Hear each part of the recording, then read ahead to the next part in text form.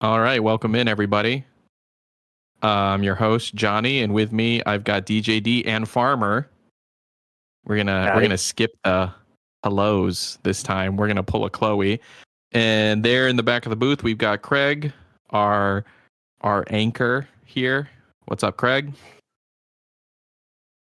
But let's just get right into it, guys. This week it feels a little quiet, a little lonely. Instead of 5 people, we've only got the three of us. 3, yeah.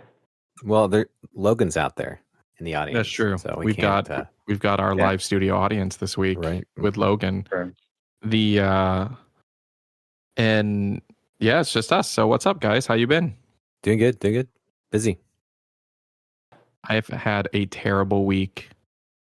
Last week, Monday through Thursday was terrible. Friday, Saturday, and so far Sunday, doing good. Things are looking up. I'm doing better, but man, 4 days in a row Johnny, was pretty is there brutal. Any particular reason? Do you want to go into detail?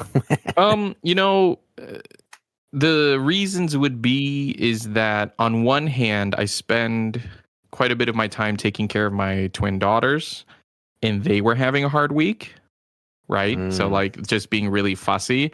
And then on the other hand, of like the other half of my time where I'm not taking care of them, like everything that could go wrong was going wrong, right? Nothing was working out really well, and everything was, so like, and to have 1 or 2 days like that, but 4 days in a row, man, by Thursday night, I was so done. I was so just like, I'm just having a bad week. But, I've been having a better week the last few days. I had a little mental breakdown and talking with my family and people feeling terrible for me and helping me out. And things have been better. I've been playing a lot of Cult of Lamb still. I'm a great cult leader. My cult, does that break through the monotony of your week? Well, what doesn't break through the monotony of my week is I've been replaying Monster Hunter World, right? And I've been playing it. So I've gone through this game now. This is like the 3rd time I've started. And I'm playing it on my Steam Deck so I can play with friends on Steam, like on the PC, right? And man, Monster Hunter World, I hate how many cutscenes there are. Sure. Like that, like the first time you go through, man, it's just like cutscene after cutscene. Now you can invite people. It's just been, knowing that you can get past it, it's just been a drag, just trying to it's like, okay, I just need to get through this and get through this cutscene so I can shoot an SOS flare so so-and-so can join me, like it's, trying to get up to the point. I remember like actually being able to join somebody when I like restarted a while back. That was annoying. That was really annoying. It's like, come on, I just want to play with my friends. It took like an hour. No, exactly. And Monster Hunter Rise did much better with that. Like they definitely improved. But oh god, I've been slowly but surely getting through that as well. And on the other hand, I did something that I should not have done right before this podcast started. I watched the trailer for Monster Hunter Wilds. Oh, sure. Yeah, the Game Awards one? Like the recent one? Yeah. Oh, like I will say, the trailer that came out like 2 months ago or whatever was not great. This one was actually really good. This one had me really like, good. Yeah. Bro, I had goosebumps at certain parts of it. But it's Logan, there's a new Monster 2025. It's coming out in 2025, so not anytime soon. But on Sunday mornings, like every couple weeks, my son and I drive to the dump. I think I've talked about this on the podcast. Like trash in Japan is just kind of, it's a lot. And if you don't live in a big city like Tokyo, our recycling is only once a month. They pick up your recycling, and it's just not often enough. So what I've done is every 2 weeks, I drive to the dump. It's only like, I don't know, like 20 minutes away. Drive to the dump with my son. We drop off basically just recycling and like cardboard boxes and stuff like that. And then we go to McDonald's on the way home for breakfast Sunday morning. This is kind of like a little ritual we do twice a month. And and also this is, so I let him play whatever music he wants to play, we often listen to Justin Bieber. That's what he wants to listen to in the drive. So we listen to Justin Bieber, we drive and we throw away our garbage and we get McDonald's breakfast. Oh, that's super interesting. Logan also lives in Japan and he's saying even in Tokyo it's only twice a month. Yeah, it's just not often enough. And it's so we just go and people are like, oh my God, you pay like to do that? Because, you know, if you wait for them to pick it up, it's free. But I'm like, yeah, but it's like $1.50, you know, like who cares? And but today, I don't know why Little J just wanted to talk about and speculate on Monster Hunter Wilds. He's not seen any trailers for it or anything. He just knows it's coming out in 2025. And he was just like, what kind of monsters do you think is going to be in it? Do you think they're going to bring back old monsters? Do you think they're going to introduce a new weapon? What do you think about this? And for like our whole 25-minute drive, we were just chatting about Monster Hunter. It's so awesome.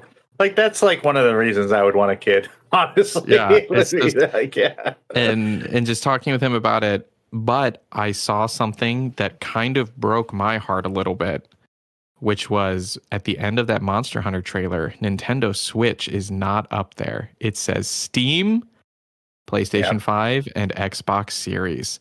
And Johnny only has a Switch. So, but who knows? By 2025, who knows what he'll be playing on. But he's not going to be pumped about that. Yeah, I think that kind of somewhat confirms the idea of it just being like open world with like no real like transitions, you know, between worlds or whatever, between areas. Because like, why not put it on Switch if the Switch could handle it, right? But if it can't, it can't. Yeah. But also, I don't know that the Switch could handle the graphic fidelity of it. Like looking at it, like I don't know. True. Yeah. I mean, it looks like a next gen game, which we were just talking like a few episodes ago. Like, there's not that many of them, you know. So, but it's really cool to see. Little J wants a Steam Deck because I have one, right? And I've looked into. And it kind of looks like a Switch in a way. I was just going to say, it's just kind of like, it's almost that step, you know, if you're a Switch player, Steam Deck is kind of like the obvious next step. Well, unless right? Xbox come up without a mobile device or something. Exactly. Well, I told him that, you know, they're so much more expensive. And I was like, listen, if you get into a good junior high school, which he's in 5th grade now, so he's got like 2 years, I'll get you a Steam Deck as like a junior high present, as like getting into junior high, right? Into a good one. That's a few years down the road. I can figure that out, you know, when that comes along. But I was just thinking, yeah, you know, what if Microsoft releases some kind of handheld, you know, the Series M, maybe I would just get something like that for Johnny instead of a Steam Deck. I don't know, you guys. We'll find out. Is that in 13 hours? Like tomorrow, right? Maybe you just go all PlayStation because PlayStation might come out with something. Ugh, God. Well, I mean, it'll be loaded with a disc, like a mini disc, and everything. Oh, that would be funny. Oh, like the PSP. I used to have a PSP back in the day. I loved it. The PSP was cool. The PS Vita was cool. The new PlayStation handheld, I feel like, is just like an extension of the PS5, essentially. Like, it can only play on Wi-Fi. I mean, I don't know. It doesn't actually it streams from the PS5, I believe. I don't necessarily know. A deal breaker for me. Yeah. It has to run the games itself. If it's not running the games itself, I'm not interested. I'll just play on my phone. You know what I mean? Like, cloud gaming is not there yet. Well, and cloud gaming can be done anywhere, so why buy a dedicated device for it, right? Like, I mean, like, even that Logitech one that just recently came out looks cool, but it doesn't download the game. So, like, why would I not use my phone instead? No, exactly. Yeah. I've been playing on the Steam Deck now, and Johnny really is into it. So maybe I can get him a Series M. I don't know. But all of that to say, what's that game you guys were talking about, Farm? You were playing right before we started? Hypercharge. I just wish listed it on Steam because I saw it on Steam. For some reason, I thought it wasn't on Steam. I saw it. I was like, oh, check it out. It's right here. Yep. And it says on the artwork, crossplay like compatible, which I find to be really funny that they want you to know really badly that you can play it with your PlayStation and Xbox friends on Steam. Well, they're like, yeah, hey, I don't think it's on PlayStation. Crossplay. Yeah, it's not on PlayStation. You can't play it with your not PlayStation on friends. Oh my gosh. No. What? They've worked really hard to get it on Xbox first. It's so like wholesome seeing this guy like continue to like flip out over the numbers like in a good way, like, and just like really be happy about how many units he sold and everything. Like it's really cool to see this team of 8, this small indie game, like really like actually like be grateful, right? And like really be excited about Is it an indie game? I don't know anything about this game. I don't know anything about this game. And I thought it was a team of 5. Maybe I'm wrong. It might be 5. I'm not sure. It's not a big number. It's a single single team. digits. It's definitely under 10. Small team. Super small team, Johnny. Like they've worked for like this game's been out for 2 years actually on Steam. And they've worked the last 2 years to try to get it on Xbox and make sure it's, cross compatible. You got crossplay, you got split screen, you've got it is they're hitting all the major things, It is Steam Deck verified that it will work as well. That's always nice. That's really cool. You want to hear something that sucks though? This really sucks. Apex was Steam Deck verified and now it is no longer because like the most recent update to Apex where they introduced the new character messed with something and there needs to be updates in order to get everything fully synced and now it doesn't run as great. Sometimes updates break things. They don't just fix things. True. Yeah. I mean, Destiny has had its share of updates that broke things. So we were both wrong. Six indie devs. That's pretty sweet, though. That's crazy. That's crazy. No, you need to get this game. Like, I'm just saying. Well, it's only $25. I'm saying to you, I'm saying to everyone out there, we're having a blast with it. Well, that and for, so people don't really think about it like this, but, being an independent music producer, I'm basically a small business owner. And to hear that game is being made by like a small team of people and they're getting that money and such, that makes me much more interested in buying it than giving that money to like EA or Ubisoft or something, Oh, yeah. Mm-hmm. Like, I don't want to buy another Assassin's Creed game, even though the next Assassin's Creed game is in Japan and people have been wanting this for forever. I'm not coming back. It's like Destiny. You just really got to draw a line somewhere. Just no. I mean, Final Shape is great. Sometimes it's about going to new experiences, though, too. Like, I mean, I maybe I'm not the right person to say that, considering that I've been in Halo. I've been in the Halo scene for so long, but at the same time, you got to say goodbye at some point, right? And or at least enough to where you can try something new, I guess is what I'm saying. But you play Halo, but you also don't only play like Halo 1. Or like you don't only play Halo 2. Yeah. You love to switch it up. I don't just only play Halo either. I switch it up and play other games. Yeah. So he switches it up and plays other games like Halo Wars.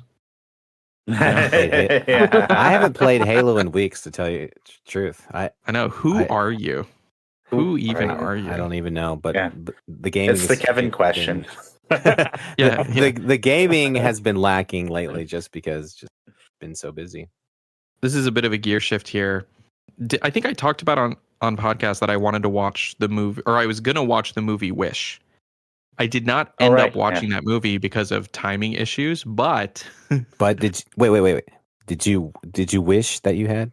I've seen the beginning of the movie and I've seen the end of the movie because I came home from taking the girls for a walk and Johnny was watching the end. And so I saw That's all you need to see. Yeah. Yeah. I very much have missed the middle. I don't know what happens in the middle. I don't think you need to for that movie. That's like reading the front cover of a page and then going all the way to the back and reading the back of a page. I do want to watch it, but having only watched the first 15 minutes and the last 15 minutes, I really liked it. It's a good movie. I just don't like necessarily the emphasis that they place on individuality above all else. Would you say that? Yeah. So I'm gonna come out with this opinion based on the first 15 minutes and the last 15 minutes. Sure. Of I thought the message of the movie is kind of two things: that power corrupts, and that like to basically to distrust the government. Those were the two things that I I would got from the agree. movie. I would Because agree with that. like and maybe I'm wrong and they explain it more, but I didn't particularly think that Magnifico, spoilers by the way for this movie, I didn't think he was bad at the beginning. Like No, even I didn't either. Yeah. so when people so like the whole point in the beginning, she's going to work for him and she wants her 100-year-old grandpa's wish to be granted, and he's just like, no, like it's too vague of a wish, and like Right. I only grant wishes that I think are safe for the kingdom. I found that to be very reasonable.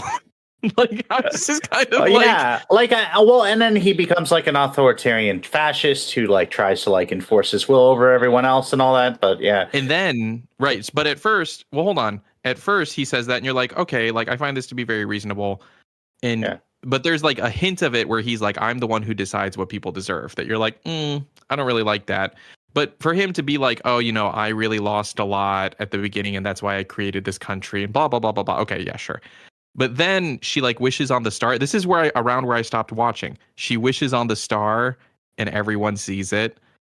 And then like he very clearly is like, I've just been threatened, and that's where there's yep, like a really yeah, big shift, right? yep, yeah. And then I didn't. Then I stopped watching, and then when I came back on a different day, what I was watching was basically he seems to have, from what I understand, I didn't see the movie. From what I understand, he turned to like a more powerful dark magic, which basically consumed his soul. That's from what I understand. And like, because they were all like, you can't come back from it. Apparently, it said that in the book. I don't know. Either way, and they all kind of stand up to him and, you know, blah, blah, blah, and whatever. They live happily ever after. But the point that I thought it was kind of the messaging was that I thought it was very anti-government, which I thought was interesting, like for the current, you know, climate of everything, because it was like, even if they started with good intentions, power corrupts. Yeah, and I think there's legitimacy to that like message for sure. What I dislike is how easily it could be twisted to like don't trust anyone in power, even if they're like, you know, like more trained or more informed than you, right? Because like I feel like that could be a message taken from that pretty easily, and that's not a great message. Like I mean, like you know, Well, real quick, I just didn't know this is part of the homework, guys. Okay, why didn't anybody tell me? I wish somebody would have told me about this. Well, and it's funny because in the part where he says no, that's Chiho, everybody. In the part where he says no, she's like, well, why don't you just give my grandpa his wish back? And he's like, no. And she's like, my grandpa's good. And he's like, well, you think that? And she's like, no, I know. Like, he wouldn't hurt anybody. I know that because he's good. And the king's like, well, you think that. But, like, you don't really know. And you don't really know people because you're young. I, like, kind of 100% agree with that, actually. Like, people, like, man, I don't know. I got into this argument at one point because someone was like, Johnny, if, like, the police said that your mom murdered someone and your mom said no, she didn't, would you believe your mom or the police? And I was like, oh, I would believe the police. This is more of a comment about my mother than it is about the police, everybody. I'm like, oh yeah, I would totally but the person like really got mad at me that they were like, you wouldn't believe your own mother? And I'm like, definitely not. 100% did it. Like, yeah, my mother's. But anyway, I liked the movie. I liked the third of the movie I saw at the beginning and at the end. Yeah, I really want to rewatch it with the idea that it like has a bunch of references to like other like Disney films, because I definitely wasn't looking for that when I saw it.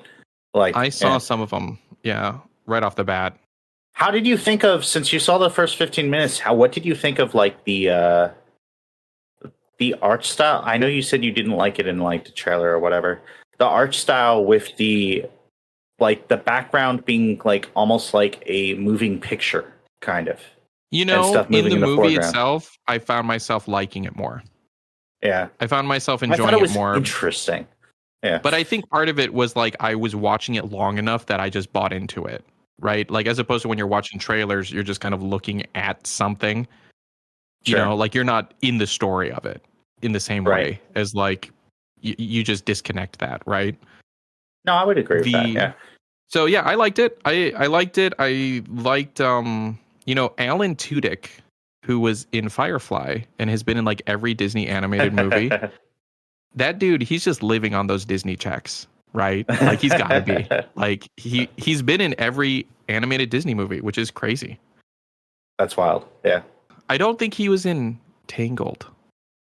But I think after Tangled, he's been in every one. He was in Frozen, he was in Zootopia, he was in Moana, he was in Wreck-It Ralph. He's been in a lot of them for sure. And now Wish. But yeah, I do want to watch the rest of the movie at some point and see if I still feel that way. But I mean, you know, it's really the same message of the Lord of the Rings, right? That power corrupts, and that Sure. even if you have good intentions, right? Like what does Gandalf say, right? Like I would intend to use it for good, but like through me it could, you know, be great evil. Or Galadriel says the same thing. Yeah. I was just talking with a friend of mine about Lord of the Rings specifically, how we all act like we wouldn't take the ring, when in reality, we probably would. You know, like we're all the Boromir, honestly. We would all be the Boromir. I was like, oh no, totally. Like, you know, Faramir, I think they did it in the extended, but in the books, there's like a really famous Faramir line where he says, like, I wouldn't take the ring even if Minas Tirith was burning and I alone could save her, right? And I'm like, oh yeah, I would totally take the ring even if Minas Tirith wasn't burning and literally anyone could save it. I would still take it. I would be like, this ring can help me do what now? But you'd become Isildur, you know, and do the same thing he did. Yeah. Oh yeah. Like I just watched it, so it's fresh in my mind. It's interesting. You ruined that. I planned the segue. You ruined that. That had a great segue, man. But the way that Aragorn actually like lets Frodo go at the end of the first movie, and like says, "I would have gone with you into the fires of Mordor itself."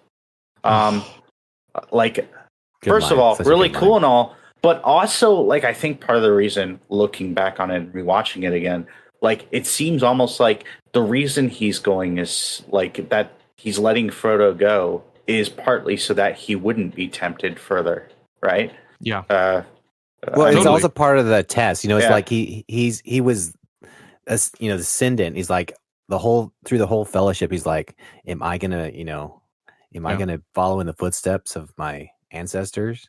You know, and do this thing. So he almost takes the ring, or he has the opportunity to take the ring, like I think 3 times in that movie in Fellowship. And each time he takes a little bit longer to decline taking it. And that last time before he lets Frodo go, like he hesitates like a good minute or whatever. And like then like closes Frodo's hand over it. Like you really feel that was such a good build-up. part in Peter Jackson's direction, you know, for them, like that slow build up. Like it just means that much more, you know? So D, you were saying watch it now. They're in theaters. What is in theaters? Well, this weekend. So by the time this comes out on audio, they won't be. But by the time it comes out, it's too late. You can go back in time. You can go get tickets and watch it right now. But they're having a Fathom event. I'm not sure exactly what they're celebrating because it's not Return of the King's 20th because that was last year. But maybe like it's the 21st. They can really drink now. Yeah, maybe. But the extended editions of Fellowship of the Ring, Two Towers, and Return of the King are all in theaters right now.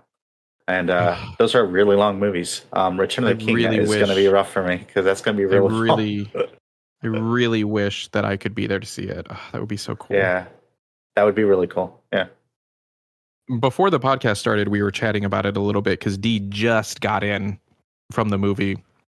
And I was bringing up that, you know, I would say for a long time, I would say that the Fellowship of the Ring, the first movie, was probably my least favorite Lord of the Rings movie.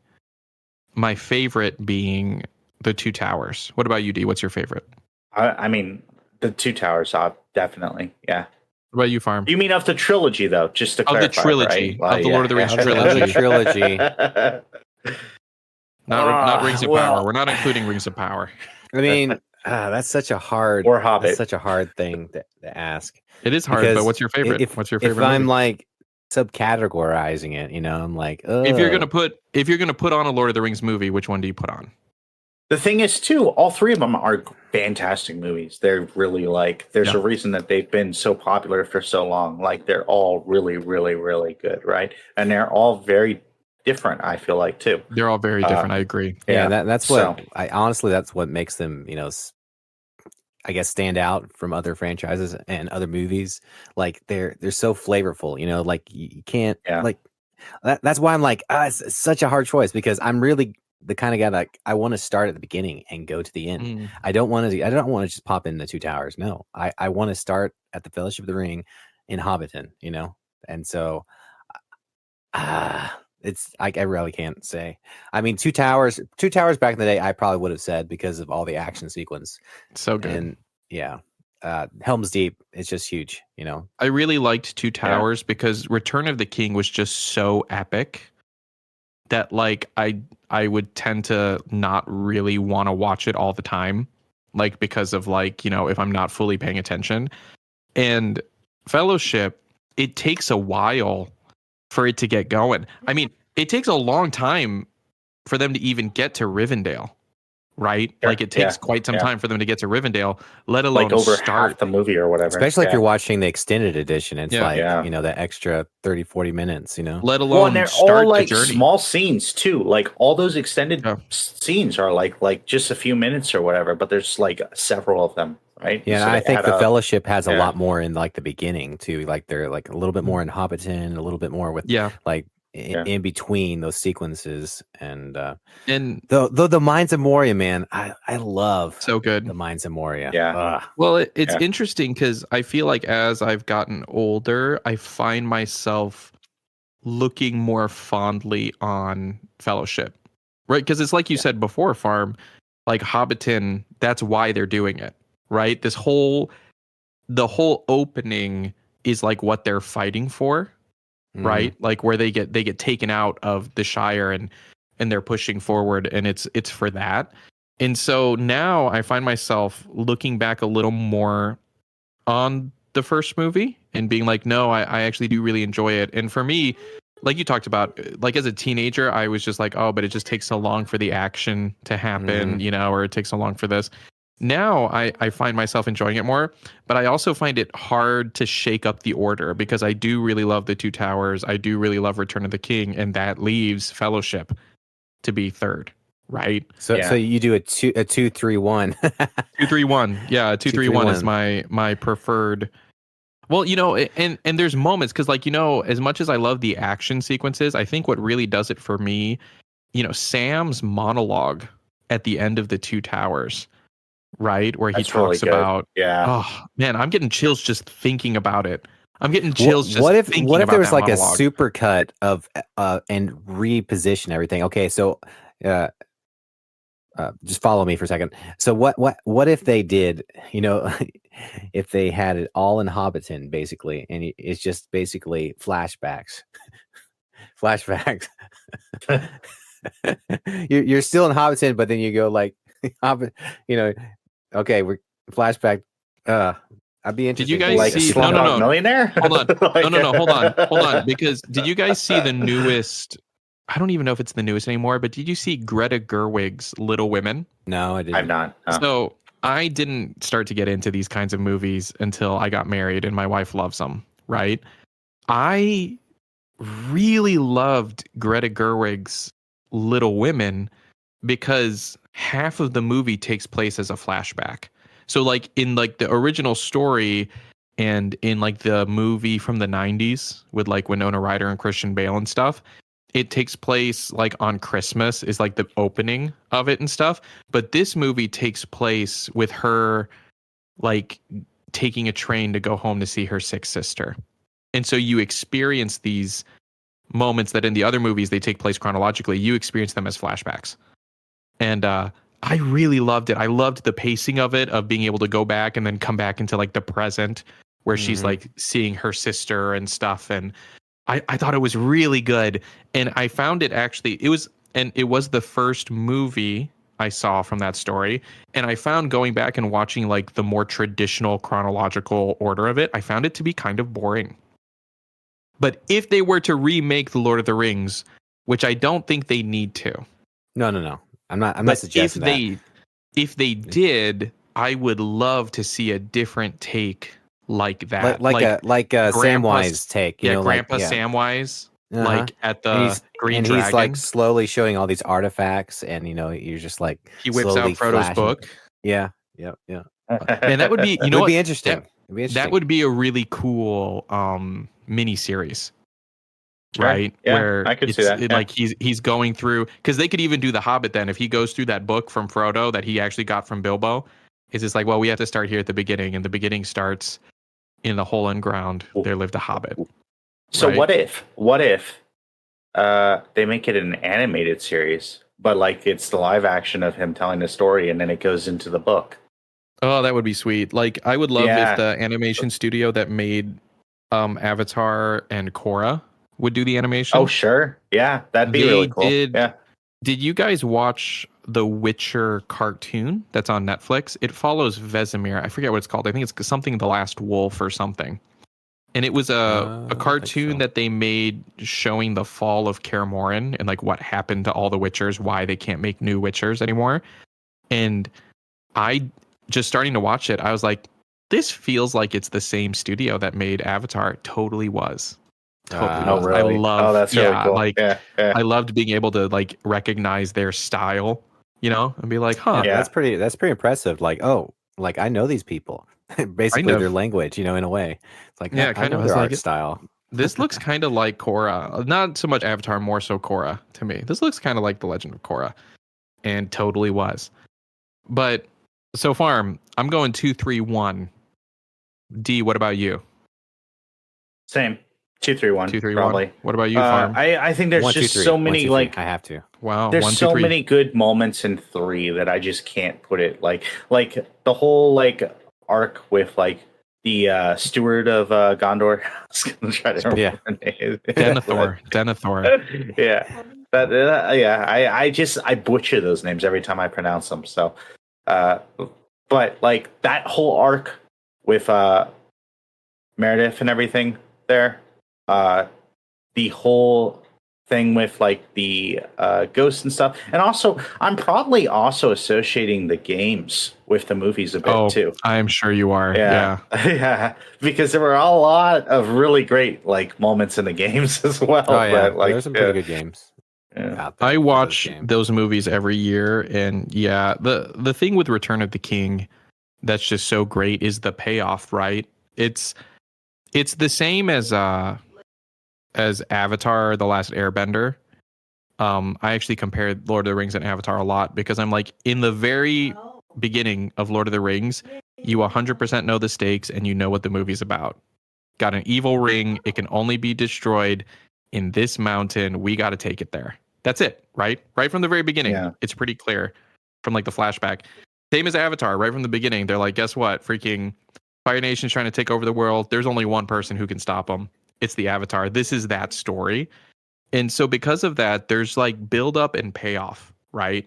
Like Farm said, man, Fellowship of the Ring, there's so much build up, and that's what they pay off in Return of the King, right? Well, and the fun thing about it is that since you know what the stakes are, they can play around with, you know, how they get there, you know, because you know, you already know what's going on, but how they get there and how they achieve that, you know, that's a mystery. That's the whole second movie, right? Mm-hmm. You're like, is the whole second movie is a side quest for everybody, right? And that's Frodo. What I love about the end of Fellowship of the Ring. It's like all of a sudden you're breaking past, and you know, I remember that day when we were watching it, and it's that huge cliffhanger. Like, holy cow, what's happened? What's going to happen? Oh, we have to wait a whole another year? And then you start getting into Two Towers and like, why is everybody splitting up? What's going on? You know? Right.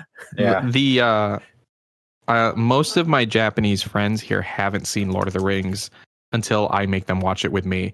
And getting to watch everyone You'll be a friend with me, you got to watch these movies. Getting to watch everyone get emotionally destroyed at the end of Fellowship where Gandalf and then Boromir die. Yeah. Like, and then like I love it so much getting to watch them just go through this. You know what I do? I actually even pause the movie when it seems like Sam's gonna drown, and I'm like, yeah, he's gonna die too. Like 3 of them, and they're like, and then I'm like, I'm just kidding, and then I like unpause it and keep going. I pause it like right before Frodo's hand goes in. Oh, jeez, yeah, yeah. I'm like, yeah, he's yeah, man. 3 of them in like 15 minutes. Boom, boom, boom. That power though, right, Johnny? The power. But then the payoff of like watching them like cry and get like emotionally distressed. But then when Gandalf comes back, yeah, bro, yeah, yeah, and they're like, "What? He's back?" And it's like, "Yeah, man, look, yeah, oh, so good, so good." This is a Lord of the Rings podcast now. Yeah, apparently. Oh, hey, you know what? For our actually screening, I actually show my Lord of the Rings cards so everybody can see. I'm you know, it's funny because I actually have some Lord of the Rings playing cards right over here as well. Let's go. The I do not. I have Avengers. So people like to compare Gandalf and Dumbledore, right? Because they're both like old wizards with the big beard. Oh. Hold on, David's he's not lying. He's not lying. Let me get these cards. Yeah, check this out. Hey guys, we're at the visual portion of the podcast now, where we are. I have Harry Potter too. Showing off Fantastic Beasts because those movies suck. Different Lord. Oh my gosh, Farmer's coming back with a binder. What is this binder? Farmer is holding up a blue binder of sorts. Oh my gosh, are these trading cards? He's holding up Lord of the Rings cards that they look like Yu-Gi-Oh cards, but they're Lord of the Rings. Or actually, I guess Pokemon cards. These are. I still want that. I still want that Lord of the Rings MOBA back. It was so cool. It was so cool for Lord of the Rings to have that moment that Star Wars had, where all these games of all these different genres came out that were Lord of the Rings branded. Oh yeah. I actually would love some more Lord of the Rings branded games. But they're all Tangwar. I was gonna say, do you guys think that so people usually compare Gandalf to Dumbledore, but wouldn't you say Gandalf and Obi-Wan are a better comparison of characters? You know, strike me down, I'll become more powerful than you can ever imagine. You know, kind of a deal. I guess so. Yeah, I could see some similarities for sure. I suppose it would not include prequels Obi-Wan, just sequels Obi-Wan. Yeah, because like my only thing would be with that comparison is that, like, you know, younger Obi-Wan, which granted those movies, at least the prequels came out before the 4, 5, and 6, or came out after 4, 5, or 6. So maybe we'll see some young Gandalf in Rings of Power Season 2 coming out this summer. Oh man. And moving on. But also, like, hey, when you, I think that brings up an interesting point, though, too. I would actually kind of like to see Gandalf's past or whatever as like a foolhardy, like arrogant wizard, you know, a little bit, because like the only way that you get wisdom is through like life experience, you know, like there's no way of like cheating around that. And that's basically what Obi-Wan does. Gandalf does have the life experience of getting to sing creation into existence with like Lord of the Rings God and everybody. That's true, but I mean, I'm sure he had his moments where he was just, you know, like... Right, smoking in the Shire when he's supposed to be, like, stopping evil. Mean, yeah. Like, even, like, making mistakes about, like, letting Bilbo have the ring for so long. Right. And everything, you know? And not bothering to, like, at all really investigate it, even after knowing that it obviously did some pretty wild things, you know? I mean... Well, and things they don't show you in the movies, like, how long it really was. Like, in the movie, they're like, oh, you know, let's... skip, jump, hop right into it. The action, bro. When you look, like, so yeah, in the movie, it looks like he's gone for like a few days or like a couple weeks. It's like 20 years he's gone. Yeah, it's a long time. He's gone for so long. Yeah, Like and going through all this manuscripts, Minas Tirith and Gondor and all these other locations across Middle Earth. they catch Gollum and then they lose him. That's my favorite thing. I read this post recently that it's like multiple times in canon in Lord of the Rings. Like people are like, "Oh, I'm just gonna kill Gollum," and then they like look at him and then they're like, "Oh, he's so pathetic. Like I'm not even gonna kill him. I feel bad for him. I'm not." He's like, is it the eyes? He gives that. And then he squeezes between the jail bars and escapes.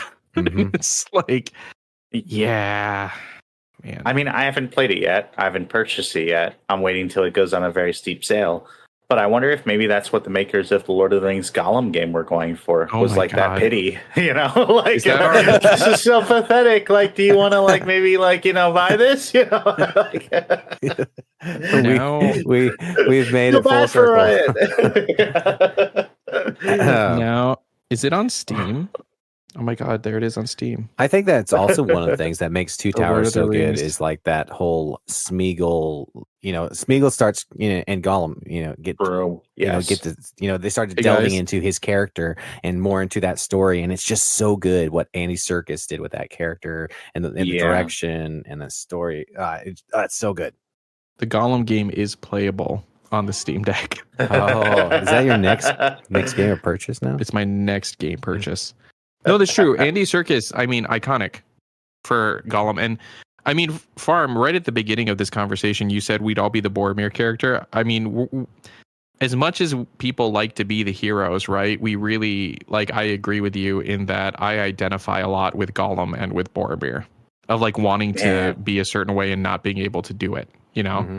There's a line in Dresden Files where they're all assigning each other, because it's a book about a wizard, right? So naturally they make comparison to Lord of the Rings, and they're all choosing characters and who would be each character. And the main character, the protagonist, is thinking to himself, Dresden, he's thinking to himself, you know what no one mentioned though was that besides all the heroes, there was one other character who followed behind them. And oh my gosh, the chills! Oh geez, because nobody who destroyed the Gollum, ring. But I mean, he's the one who destroyed the ring. Very, very important to the events that happened. Yeah. Jeez. And goosebumps. There's so many, literally goosebumps. Yeah, me too. Well, because I think of it's super famous in Fellowship, right, where Gandalf says Frodo's I wish this hadn't come to me.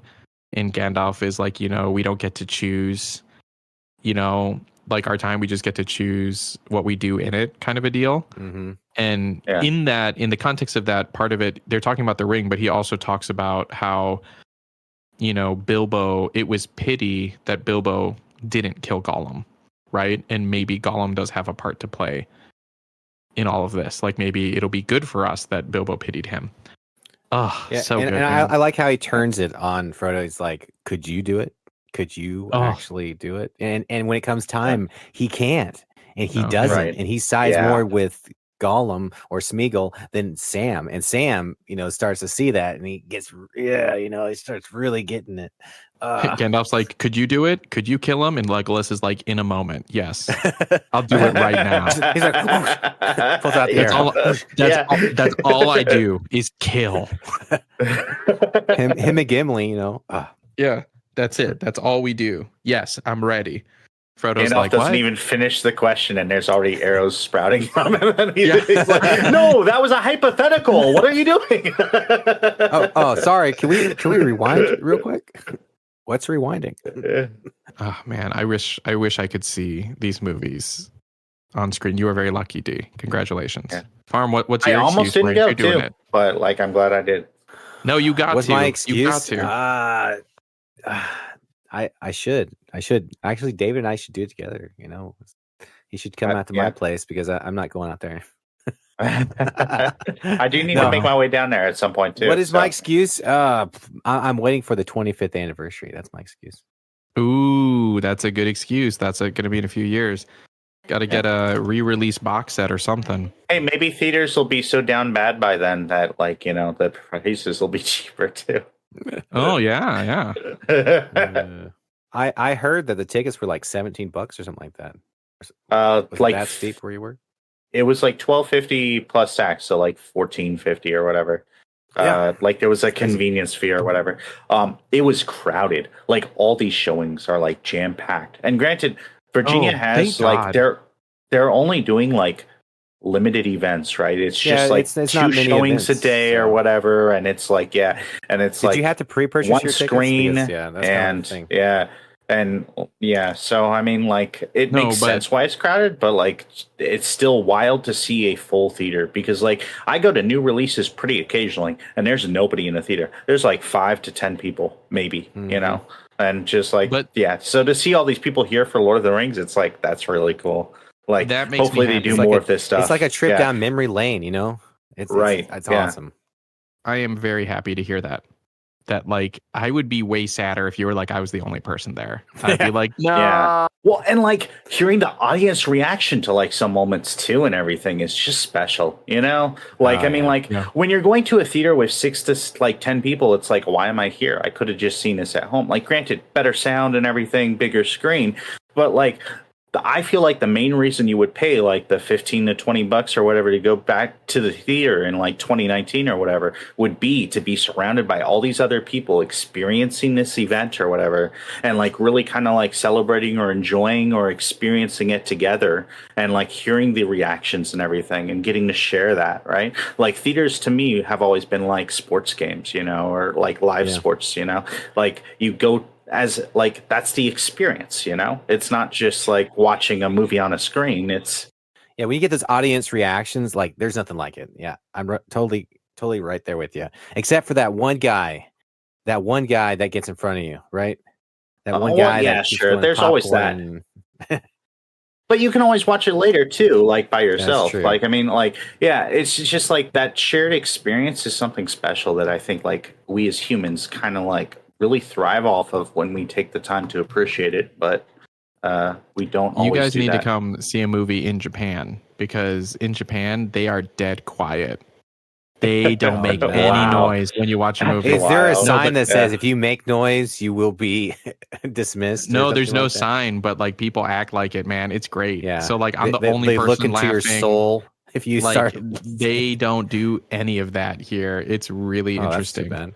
And also, one of my favorite things is like when Japanese friends go to America, one of the things they complain about is that Americans are loud in the theater.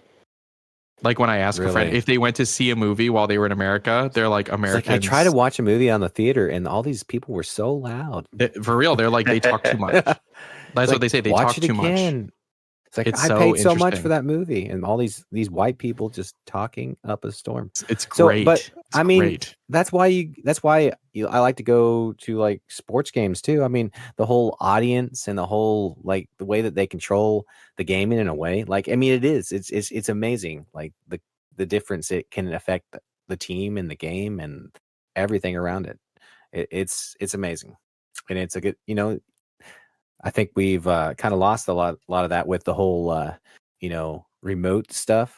A lot of stuff like that. Sure. We've lost a lot of remote, connection because of all the remote.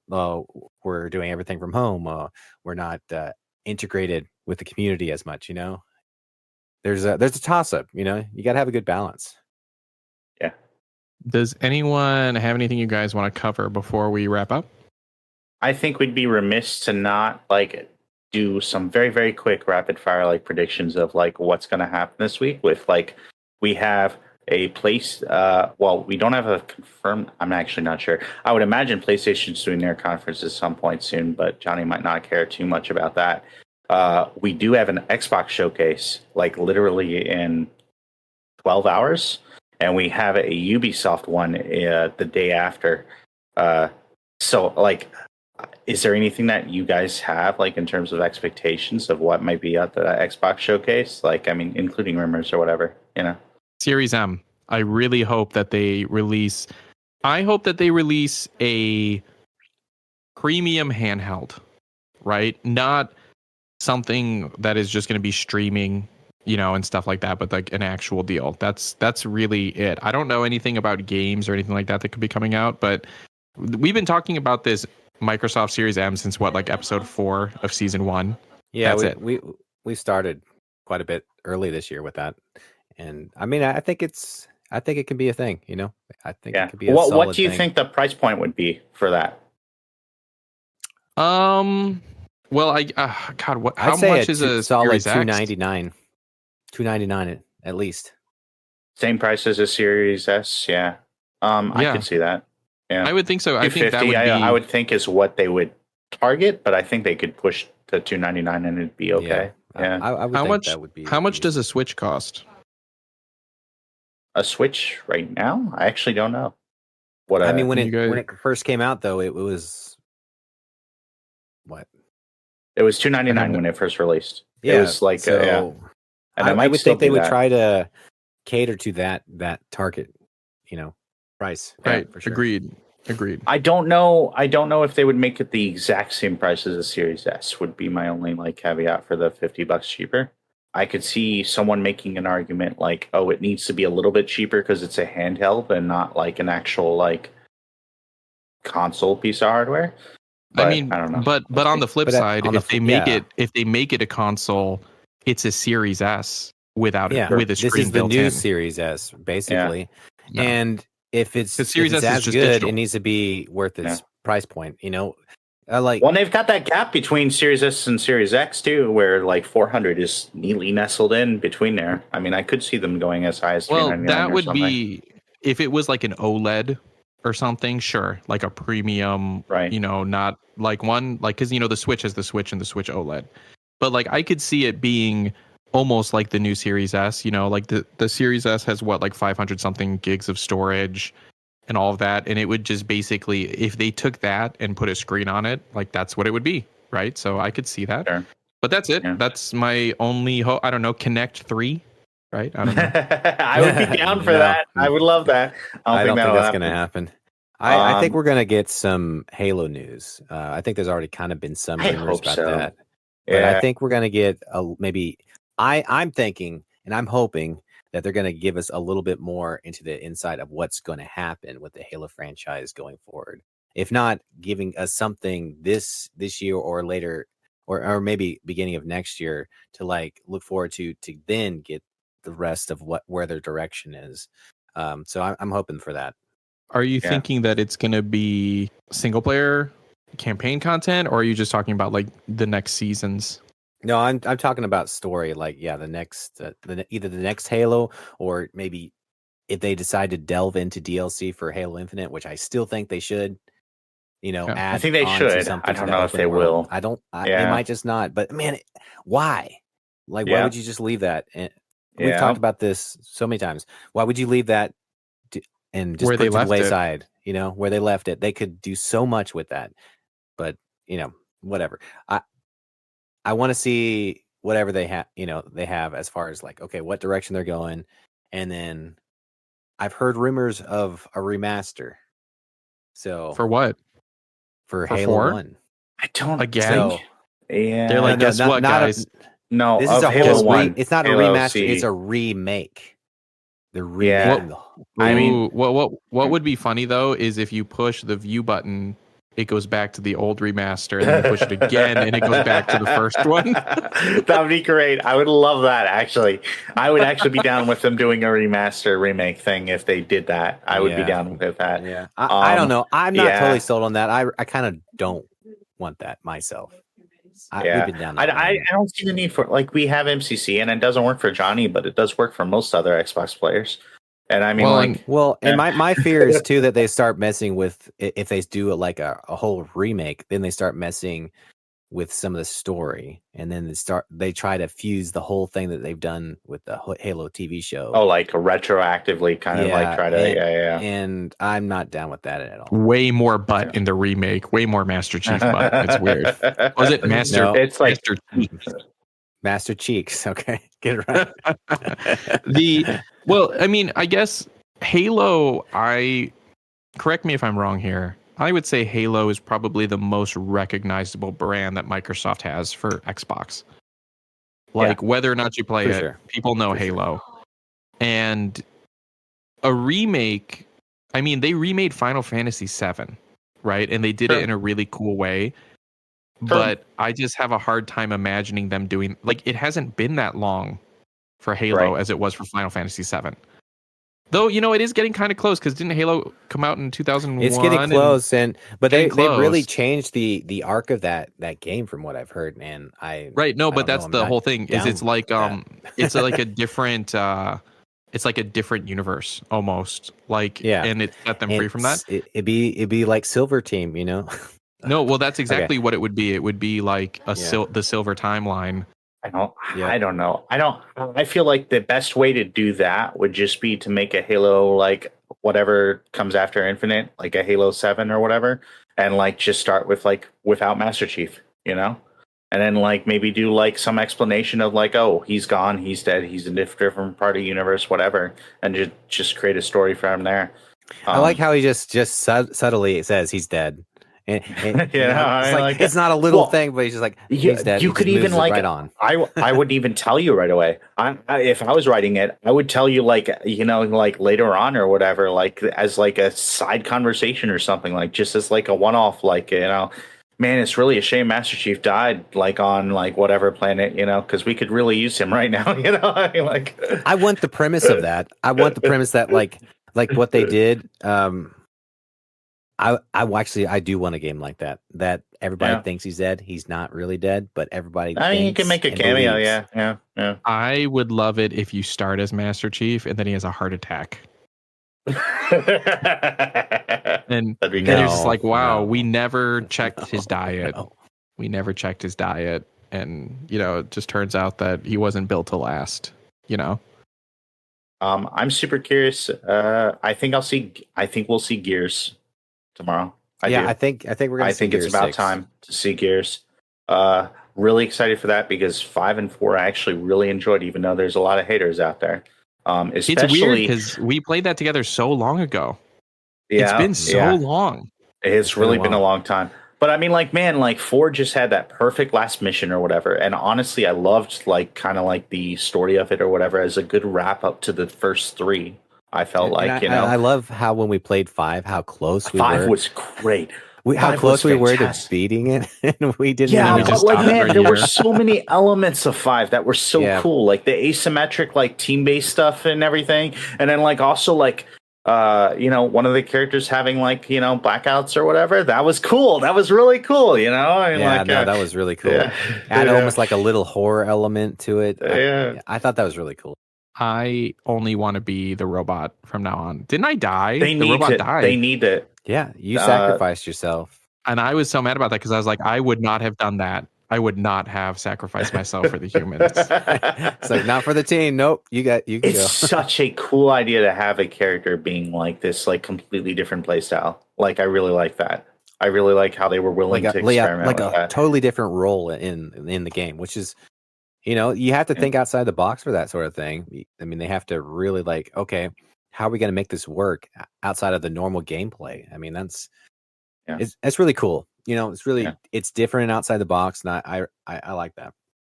So we're hoping for Gears, Series M, some Halo news. Anything else? I don't think so for that. Ubisoft, I don't really care. I Jedi Power Battles too much. Jedi Power Battles remastered. Man, that would be cool. Actually, you know what? I would be okay with Ubisoft doing that. I would actually be okay with that. I would want anyone to do that at this point, and I feel like Ubisoft has enough studios that they could probably pull that off.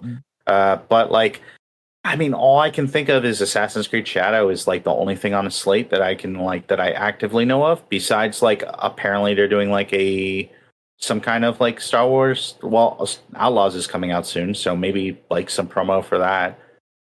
Cool. And then, man, this is my wild out there, like, probably not going to happen. Beyond Good and Evil 2.